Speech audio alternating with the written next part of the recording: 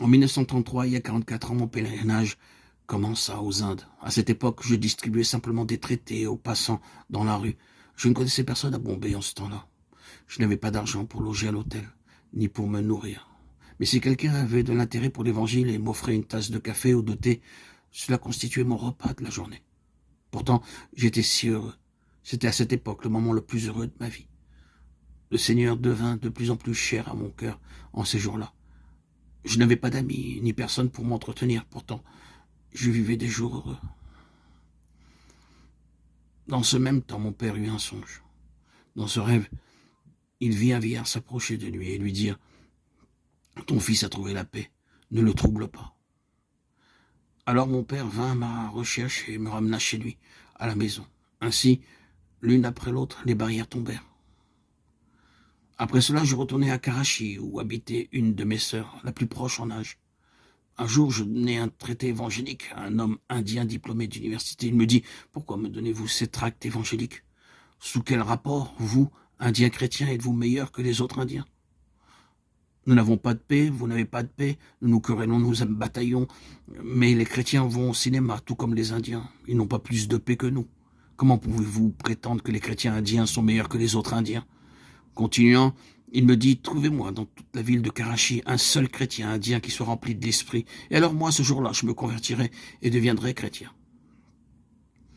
À cette époque, à Karachi, 18 000 personnes portaient le nom de chrétiens, 13 000 catholiques romains et 5 000 protestants.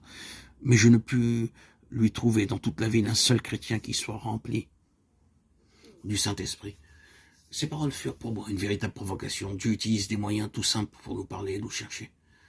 Dès le début de ma conversion, j'ai cru à la parole d'Hébreux 13:8. Jésus-Christ est le même hier et aujourd'hui et éternellement. Je dis alors, Seigneur, ta parole dit que tu es le même.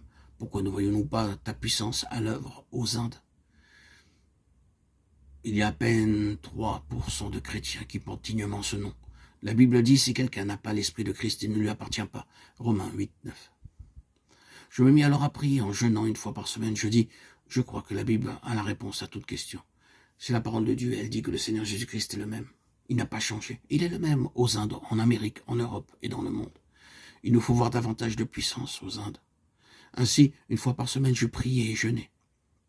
Après 3 ans de prière de ce genre, Dieu commença à travailler. Je commençai alors à prier toute la nuit.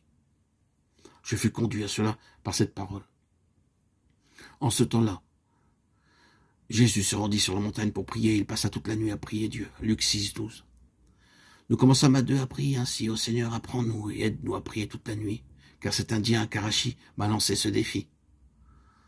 Montrez-moi un seul chrétien indien qui soit rempli de l'esprit, et moi-même, je me convertirai sur le champ. Seigneur, je crois à ta fidélité. Donne-moi la réponse, réponds-moi. Il nous fallut encore persévérer pendant un certain temps et croire en la fidélité de Dieu. Nous avons changé, mais Dieu ne peut pas changer. Pendant 3 années entières, 2 ou 3 d'entre nous continuèrent à prier avec persévérance. Chaque fois que cela fut possible, nous priâmes durant toute la nuit. Après 3 ans de prière de ce genre, nous vîmes Dieu commencer à agir. Il commença à opérer un profond salut dans un grand nombre de cœurs. Dans certains endroits, il arriva même que des auditeurs voient du feu tomber du ciel sur des âmes. Des gens tombèrent à terre, se roulant sur le sol, dans les larmes, convaincus de péché, se repentant de leur péché dans les sanglots. Ils allèrent de maison en maison, en présentant leurs excuses et en réparant leurs torts. Ils brûlèrent des objets qui avaient servi au péché. Ces choses se produisirent dans 70 localités au cours de 5 années consécutives, de 1936 à 1940, dans des grandes villes, des bourgades et des villages. J'eus le privilège de voir des milliers de gens vraiment nés de nouveau, authentiquement régénérés par la vraie repentance. Mais en retournant visiter ces mêmes gens quelques mois après, je dus constater à ma grande surprise que la majorité de ces gens étaient devenus rétrogrades. Ce fut un très grand choc pour moi. Comment se pouvait-il que des personnes qui s'étaient repenties avec larmes aient pu retourner en arrière? Alors je me dis, nous autres évangélistes, nous sommes responsables de la croissance spirituelle de ces gens. Pourtant, après avoir prié des semaines et des mois, ils ont rechuté. Après la lecture des passages de Actes 14, 21, 28 et Éphésiens 4, 8, 16, et par d'autres passages encore, le Seigneur commença à nous parler. C'était en novembre 1940. Le Seigneur nous fait comprendre que les croyants ne grandissent pas spirituellement par leurs propres moyens. Ce n'est pas par le ministère d'un seul homme qu'ils peuvent croître spirituellement.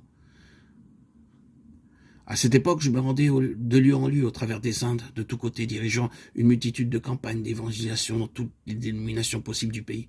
Alors que nous prêchions dans toutes ces dénominations, il nous fut donné de voir Dieu travailler puissamment. Mais les gens des localités elles-mêmes n'avaient pas de fardeau sur leur cœur pour la croissance spirituelle des nouveaux convertis.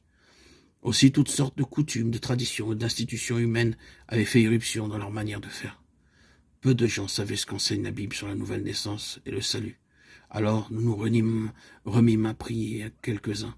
Ô Seigneur, fais une œuvre nouvelle aux Indes, fais une œuvre nouvelle. Montre-nous ton Église vivante aux Indes et nous priâmes dans la foi. Ô Seigneur, donne à ton Église des apôtres, des prophètes, des évangélistes, des pasteurs et des docteurs pour l'édification des saints, comme le dit l'Écriture. Avec ce fardeau sur le cœur, nous eûmes le privilège de participer à de nombreuses réunions de prière qui dureraient toute la nuit. Que Dieu veuille faire une œuvre nouvelle aux Indes parmi les chrétiens. Alors, la promesse d'Ésaïe 43 nous fut donnée. Toujours à nouveau. Voici, je vais faire une chose nouvelle sur le point d'arriver. Ne la connaîtrez-vous pas? Je mettrai un chemin dans le désert et des fleuves dans la solitude. Ésaïe 43, 19. Nous commençâmes donc à constater qu'au moyen de ce quintuple don que le Seigneur avait accordé à son Église, les croyants commençaient à grandir et à se développer spirituellement.